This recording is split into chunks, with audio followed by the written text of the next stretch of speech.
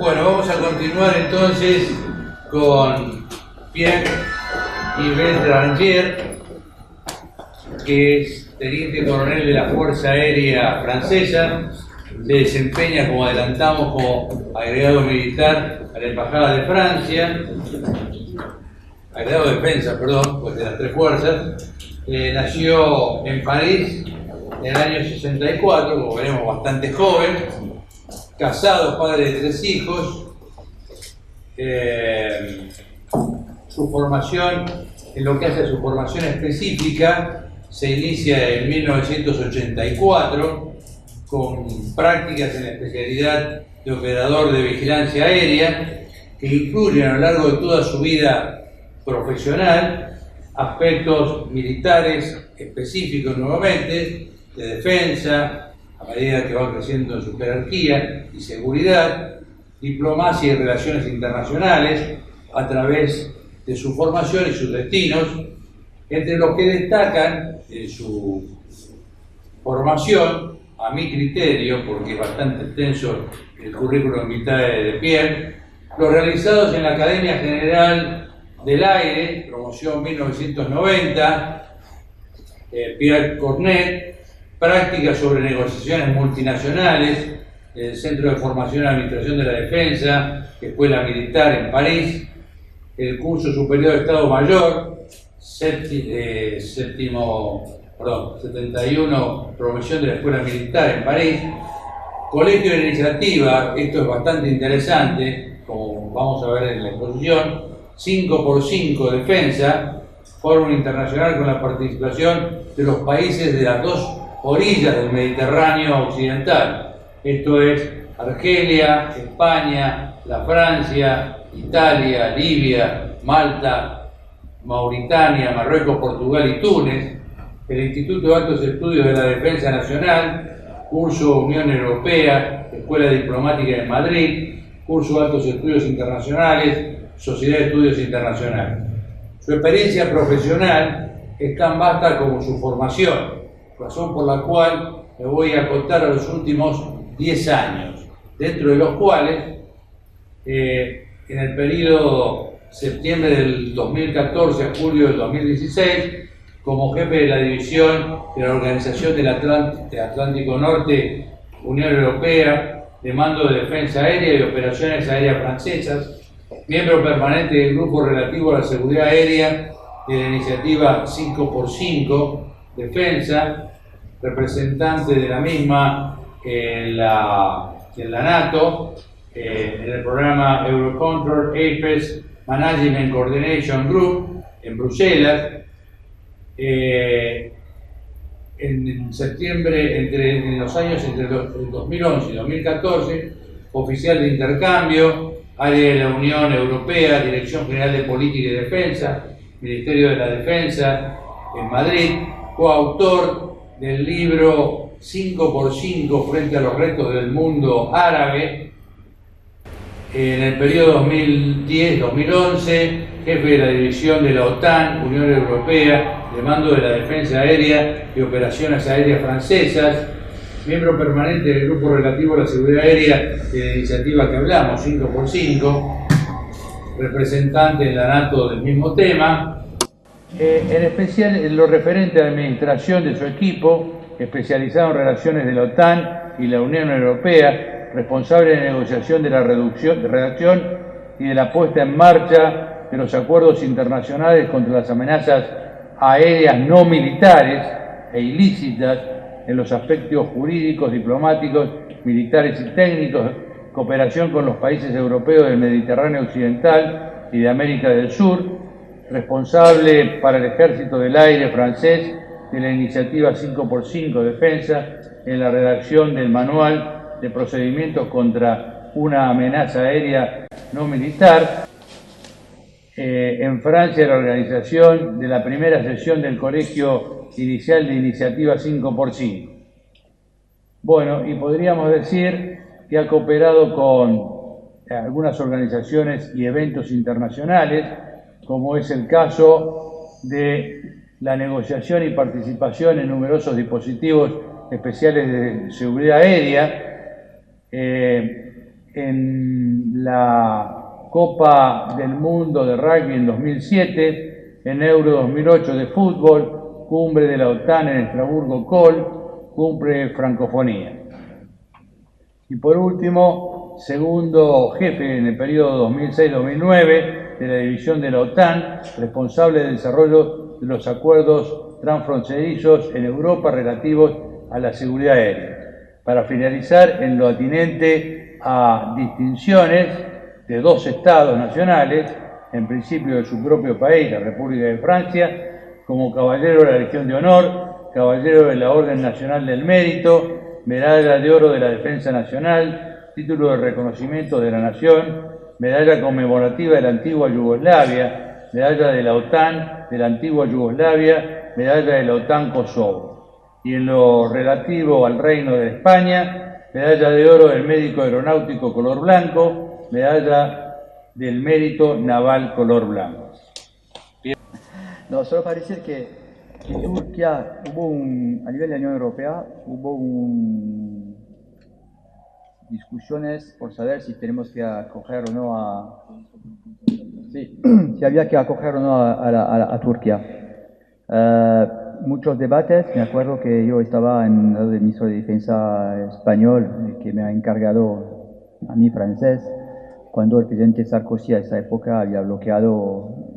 Para entrar en la Unión Europea tenemos capítulos, o sea, son diferentes capítulos, y Chipre, por supuesto, ha bloqueado los capítulos, sabemos por qué, y bueno, Francia lo había hecho a esta época, y he tenido que hacer una nota para el ministro de Defensa español sobre cómo relanzar las negociaciones con Turquía. Ha sido una cosa un poquito rara para mí, pero bueno, hay que pensar que Turquía, con su historia, tiene una historia amplia, y claro que tiene una parte que podría ser asimilada a Europa y una parte que no tiene nada que ver al inicio cuando vimos la mapa.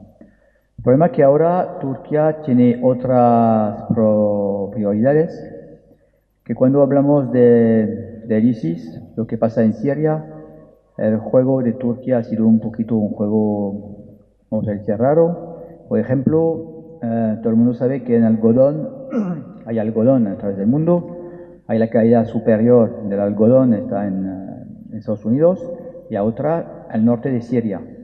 Y los grupos, no voy a llamar ISIS porque no tiene nada que ver con un Estado, es Daesh, un grupo de criminales bueno, entonces Daesh hacía comercio, negocio con Turquía para vender algodón.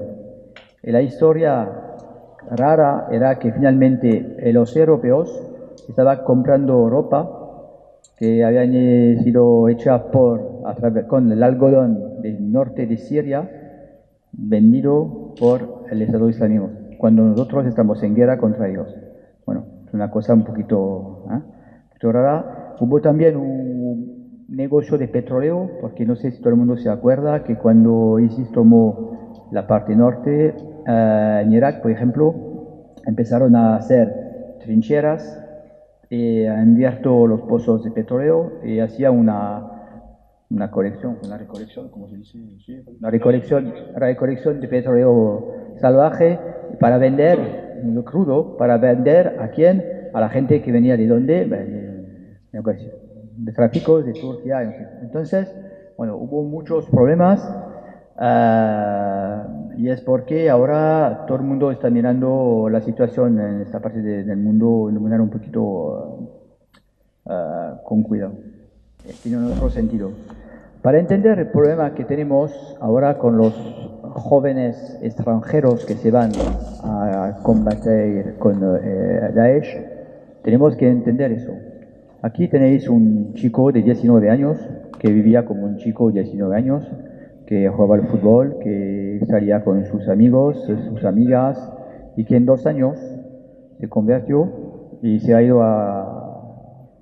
a Siria, en Irak, perdón, que murió como kamikaze. ¿Vale? El problema de base es eso. Desde el inicio de esta crisis, nosotros europeos y además los franceses, hemos visto que había muchas posibilidades de convertirse, de radicalizarse con chicos de 16 años, 17, que vivían en una familia normal, cristiana, o lo que queremos, sin problemas particulares, y que finalmente, usando los medios de comunicación, Internet particularmente, había cambiado, vamos a decir, el chip y querían atentar a los intereses del Estado. Por ejemplo, uno ha querido atentar, quería hacer una cosa en la Torre Eiffel, pero cuando hemos buscado quién era, él no tenía realmente conexiones con grupos directos, con grupos o imames particulares, pero a través de Internet había sido conectado con otros que le habían empezado a hablar del tema, ¿vale? Cuando yo hablo de yihadistas, no hablo del Islam, ¿vale? Porque el Islam no es la religión que vemos que practica la gente de Daesh. El Islam es una religión como la religión católica que normalmente si se practica esa religión normal no hay problema, ¿vale? Entonces nunca me voy a asimilar un musulmán con Daesh, ¿vale? Igual que no voy a conectar tampoco el hombre que está haciendo el Ku Klux Klan con los católicos o cristianos. Yo sé que la gente normal y los demás. Y los fundamentalismos, los extremos, son muy malos en todas las religiones que podemos tener. Bueno, eso es una evolución del año pasado. Como todo el mundo sabe, como ha dicho el coronel, hemos sufrido numerosos franceses y europeos que han querido ir a combatir en las filas del ISIS, perdón, de Daesh.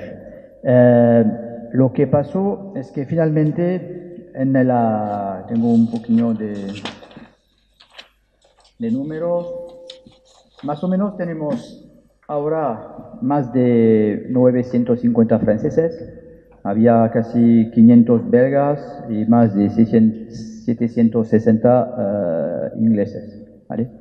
Todos estos tipos, y lo que ha cambiado con el terrorismo, es que antes un terrorista era el pobrecito que no tenía nivel de estudios muy alto, que finalmente por razones económicas o otra cosa, no, era una persona muy fácil para un grupo terrorista que querían adiestrar o que querían tomar a esta persona para hacer operaciones terroristas. Ahora, los chicos que se van ahí, hay ingenieros, hay de todo. Hay chicos que tienen, y chicas, porque después vamos a hablar de las chicas, chicos y chicas que tienen un nivel de estudios alto.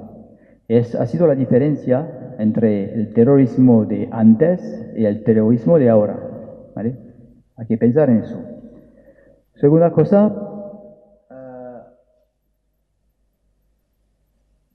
el gobierno francés, como todos los gobiernos europeos, cuando hemos visto que había casi una subida enorme en el número de chicos que querían ir de vacaciones o porque no vamos a París a tomar un avión para decir, ¿dónde quieres ir? Voy a Damasco. No. Ahora es prohibido, no se puede entrar. Entonces la gente tenía que pasar ¿por dónde? Por Turquía. Y cuando pasaba por Turquía, después pasaba a la frontera y entraba en el estado, en la zona de Daesh, ¿vale? El problema es que después de los primeros atentados, vamos a hablar después de los atentados en París, hemos empezado a tomar medidas para controlar este tipo de viajes raros.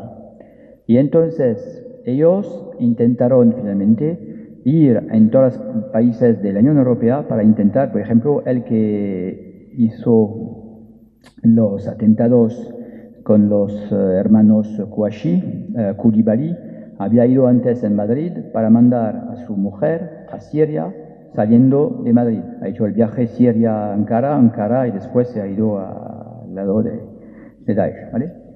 Entonces, hicieron una red para escapar sin llamar la atención de la policía.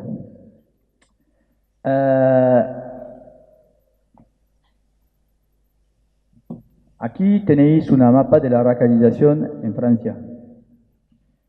Se ha sacado eso de internet, no es secreto, ha sido un informe del Ministerio de Interior el año pasado. Bueno, se nota que los jóvenes salen todos de las grandes aglomeraciones. No hay nadie por aquí, por supuesto. Y París es el grueso de la gente que aquí la gente que está radicalizada. Es decir, que hay mezquita con imames que hacen charlas un poquito duras y que finalmente influencian a la persona que los jóvenes son los más débiles. En mi país, desde el año 2007, ha sido una cosa del presidente Sarkozy, hemos querido hacer una organización, porque en el Islam, bueno, en católicos hay un papa. El papa dice hay que actuar así, todo el mundo actúa. En el Islam no hay papa. Entonces cada uno interpreta, cada imán interpreta el Islam a su manera. Entonces, hay muchos imames que vienen de países como Arabia Saudita o Qatar. Vienen de los hermanos musulmanes en Qatar o del wahabismo que es en Arabia Saudita. Y estos vienen a contar una historia que no tiene la realidad de la república donde están. Entonces, si viene, por ejemplo, un imán de Arabia Saudita a llamar de salafismo en Francia, donde la república permite muchas cosas, pero hay una norma republicana que respetar, esto no cuadra bien. Entonces es porque ahora tenemos una organización e intentamos finalmente educar a imames. Educar es la palabra que dura, pero enseñar a los imames las normas, las reglas de la república para que ellos puedan hablar del imán, pero dentro de la República Francesa. Funciona muy bien porque hay muchos imames y la mayoría son así. Y bueno, pero bueno, hay que tener ahí que llamar la atención a todo el mundo porque además, cuando hablamos de construir mezquitas, hay un debate a través del mundo, algunos dicen, no, estamos en un país cristiano, no hay que construir mezquitas. Bueno, fenomenal. El problema es que cuando hay una mezquita construida y conocida, es muy fácil para ver y entrar para oír lo que dice el imán. Si no se hace ese tipo de cosas, la gente se reúne donde aquí se dice baulera, el sótano, en el sótano, y finalmente la gente que entra, todo el mundo conoce a todo el mundo. Y si viene un extranjero, un poquito raro, llama la atención. Eso es muy importante porque la manera de actuar de Daesh afuera de Irak o de Siria tiene que ver con los hermanos, con la familia. Los atentados que hemos sufrido nosotros ha sido un acto de hermanos o hermanos primos, pero una célula familiar. No ha sido una agrupación de uno por aquí, vete conmigo, vamos a intentar algo. No, son gente que se conocen y de esta manera nadie puede entrar. Y si hay que decir algo, se dice solo las cosas a la familia. ¿Vale?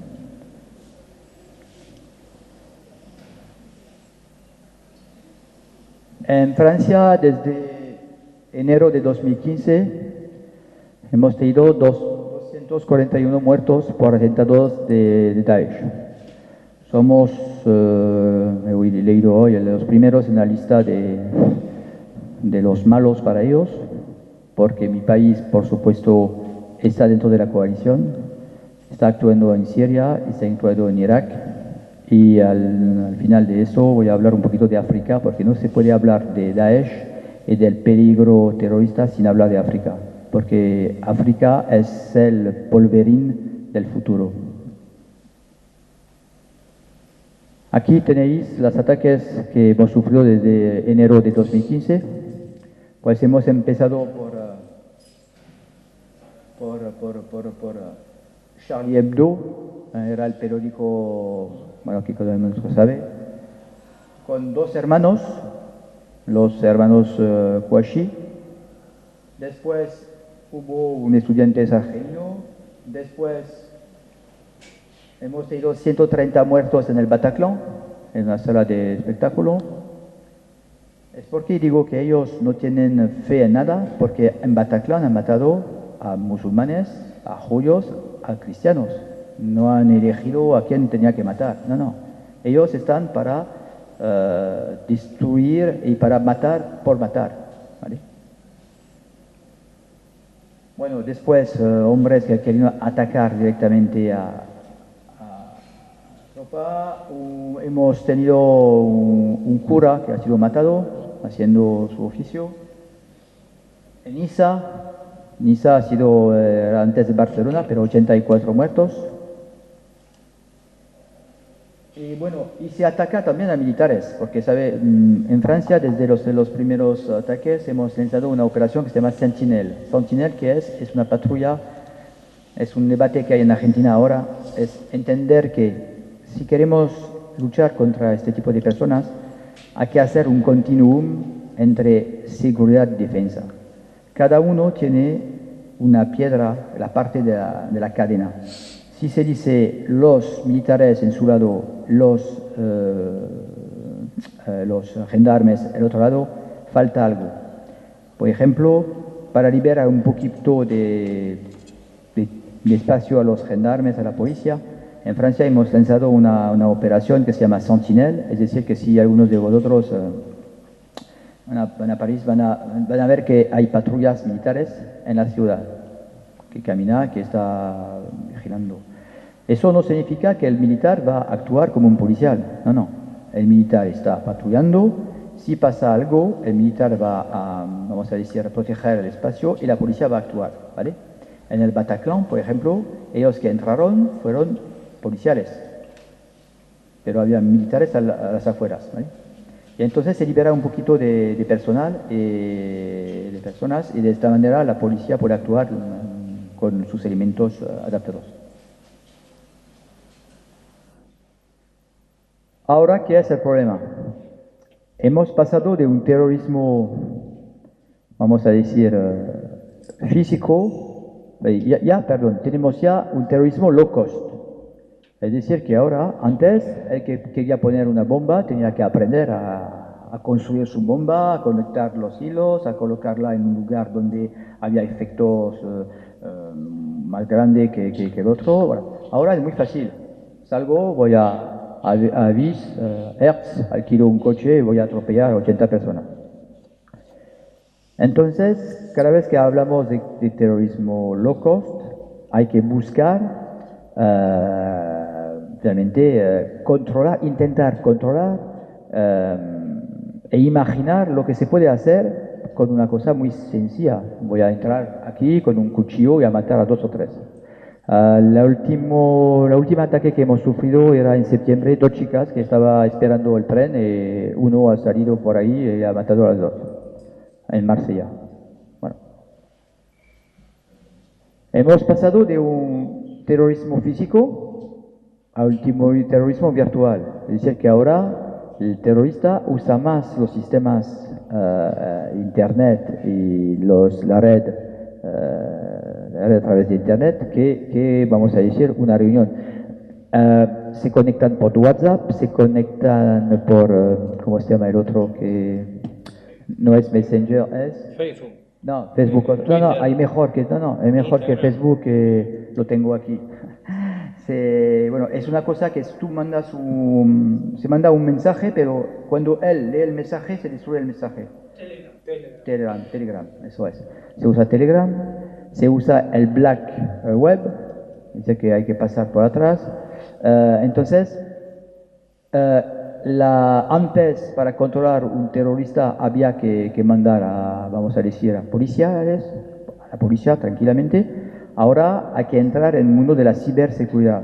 Y es porque todo el mundo está intentando cambiar el chip y se va a gastar más dinero para ciberseguridad que para, vamos a decir, las tropas normales, ¿vale? El problema que tenemos ahora, con la caída de Daesh, finalmente, el problema es que Daesh va a desaparecer porque ya no está en Mosul, ya Raqqa ha caído, vamos a seguir hasta eliminar a Daesh, pero no vamos a eliminar a Daesh. No hemos eliminado a Al-Qaeda, ¿no? Al-Qaeda se ha transformado, Daesh se va a transformar. Y el problema es que hay que imaginar cómo va a transformar y va a ser un peligro para las democracias porque los combatientes van a volver. Es el tema que tenemos ahora en Europa. Con 700 franceses ya llegaron 350. Cada vez que llega un chico así o una chica, se pone la chica en la cárcel, pero no hemos arreglado el problema. Después tenemos que saber qué hacemos.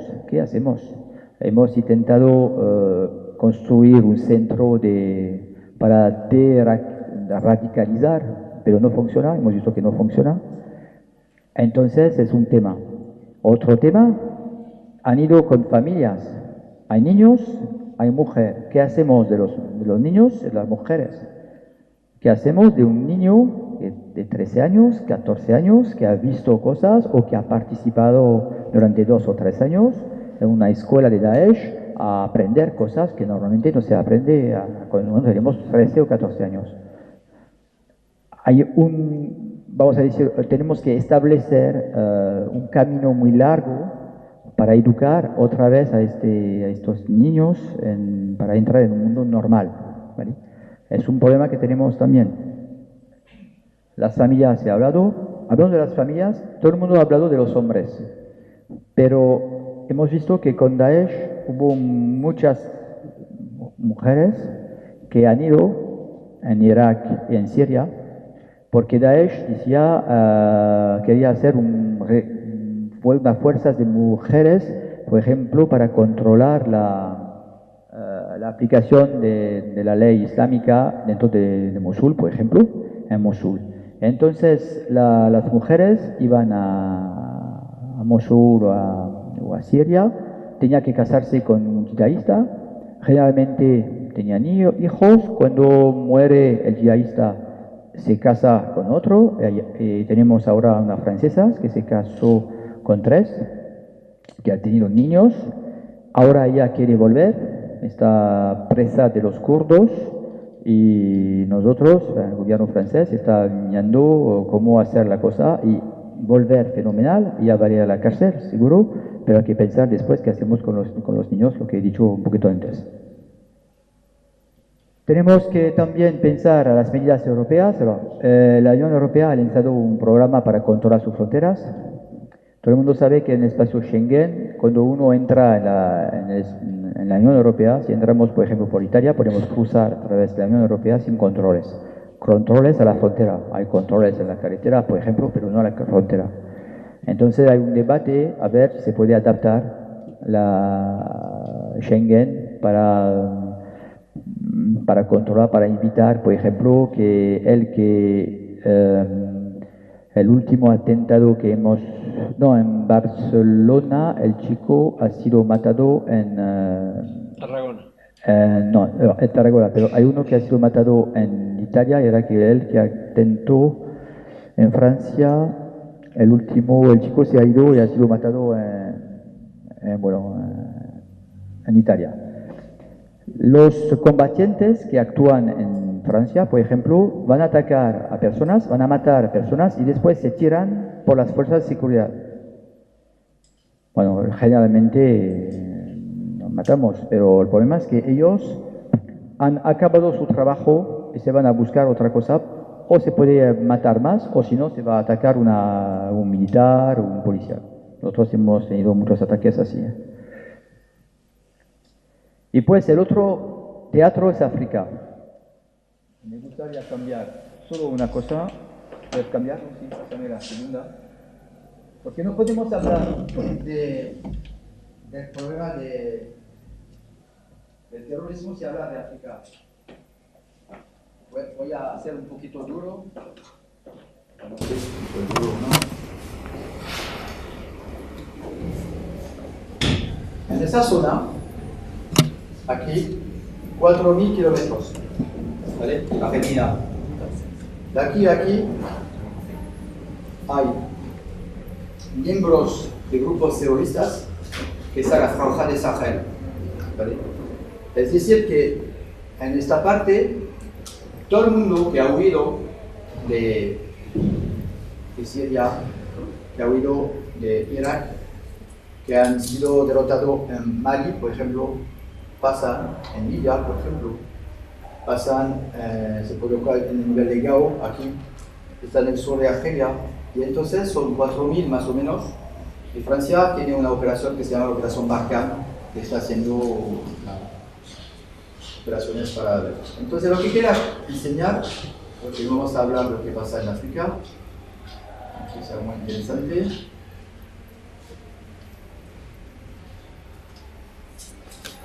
Eso, en materia de terrorismo no hay una parte blanca, la parte negra. Aquí es la situación que tenemos en África, por aquí en Mali. Es decir, que tenemos grupos políticos como estos que están haciendo una lucha política, y al lado tenemos grupos religiosos que ellos están actuando por razones religiosas. Hay grupos que son realmente los dos, pero la historia es que este grupo, por ejemplo, habla con este, aunque no tenga la misma ideología, pero habla con este, va a hablar con este, después va a hacer la guerra con este, pero bueno, es una cosa muy complicada. Y para luchar contra el terrorismo, no estoy de acuerdo contigo cuando dices que los americanos, la solución, hay que lucharlos cuando estamos en el campo, derrotarlos, pero no vamos a ganar la batalla final, porque la batalla final tenemos que ganarla tomando medidas para impedir que alguien pueda cambiar, como se dice en español, el coco de alguien, diciéndole tonterías, y para que el chico o la chica pueda tomar un arma y ir a matar a otros. Eso es el desafío que tenemos que entender, la manera de pensar de este tipo de personas para radicalizar a los demás. Y eso es el desafío que tenemos ahora, porque si no entendimos eso, no vamos a solucionar nada, porque vamos a hacer como se dice en francés, apurar una pierna de madera, pero el fenómeno va a seguir. Y otros van a inventar otra cosa, y Al-Qaeda, después Daesh, y después vamos a tener otra cosa. Y otra cosa importante es que hemos visto que en Daesh hay extranjeros y locales. Ha sido un poquito como en Afganistán. En Afganistán había talibanes locales y talibanes extranjeros. Los extranjeros, de todas maneras, cuando no hay dinero, no hay nada, van a volver a su país. Y vamos a decir, vamos a cortar un poquito el número de militares, de soldados del califato, de no sé qué, a nivel de los extranjeros. Pero van a quedar los locales. Y estos locales se van a organizar otra vez para crear otro movimiento y finalmente buscar intereses, o que sean políticos o religiosos, para finalmente actuar y tomar el poder, o si no, crear una situación desastrosa.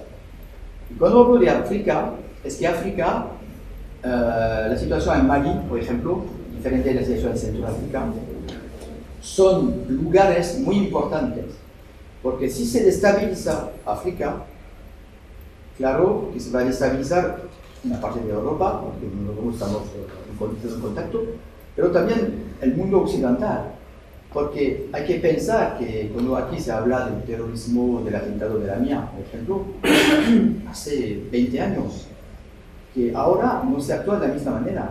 Ahora todos los países, que sean países europeos, de África, de Asia o de América, son candidatos potenciales a un ataque.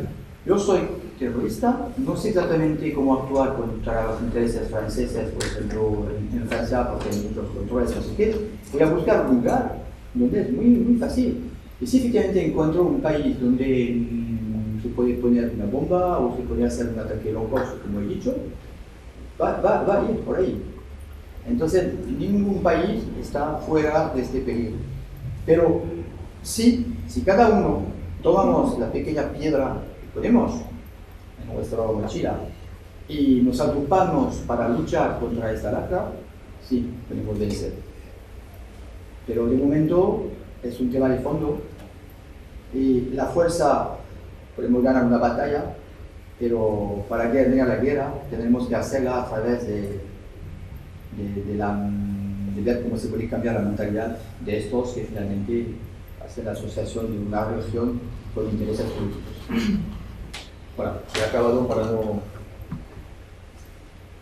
Y después, se ve que en África, por ejemplo, cuando estamos en la banda de la franja del Sahel, hay muchos elementos étnicos que se mezclan y entonces al final muy difícil de entender.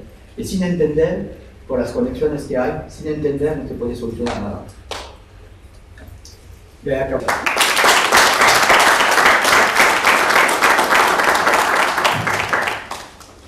Bueno, ¿alguna pregunta, comentario? Sí, por favor. Sí, me gustaría preguntar al coronel si en el hipotético caso de que en algún momento tuviéramos que enfrentar esto en Argentina, la legislación de defensa que rige bien el país, ¿considera usted que nos permitiría enfrentarlo con éxito? O si esta exclusión manifiesta ya por demasiado tiempo de las Fuerzas Armadas de cualquier hipótesis de conflicto interno nos está colocando en una situación de debilidad extrema, ¿no? En nuestro país tenemos una gran discrepancia entre lo que es defensa y seguridad. Son dos leyes separadas. En el resto del mundo, un poco más civilizado, esas dos leyes están juntas. Entonces facilitan el accionar de todas las cuestiones, tal cual la República Francesa. Al día de hoy, con la legislación que tenemos, no lo podemos enfrentar.